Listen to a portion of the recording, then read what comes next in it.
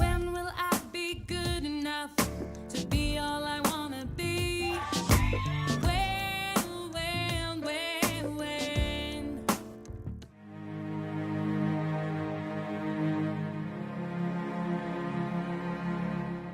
You are doing sensational healing work, and long may it continue, long may it flourish, long may it grow stronger and stronger.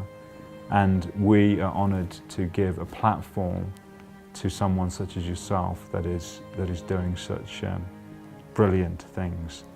And thank you. I just want to say, yeah, a huge yes. Yes, it's music to my ears. Thank you for listening, for coming out here to look for these stories. We hardly ever get people to come and look for the stories, and I think one of the experiences you'll have is that people don't realize that their stories of healing are so rich because nobody has been asking them about them. Yeah. There's very little documentation that's been done on people who've forgiven each other, people who live with each other, people who are healing. And I think also that people are very traumatized. People are very traumatized in many ways. People have horrible experiences, horrible. You know, if even some of us, like the kind of work that we do, when we worked in the Human Rights Commission, we used to have regular sessions of de-traumatizing, because you'd go to places where you know, when you go to places where people have been in conflict, what sticks in your mind is not like the dead body. You're not thinking, wow, this person is dead. You're not thinking that. You're seeing other things that you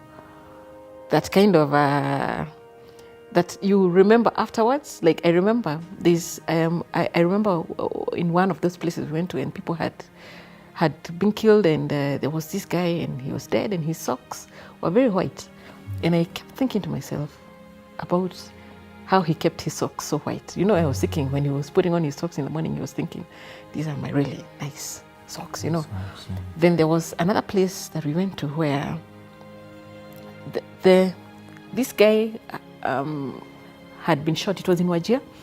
He'd been shot, and then he had walked for some distance before he fell.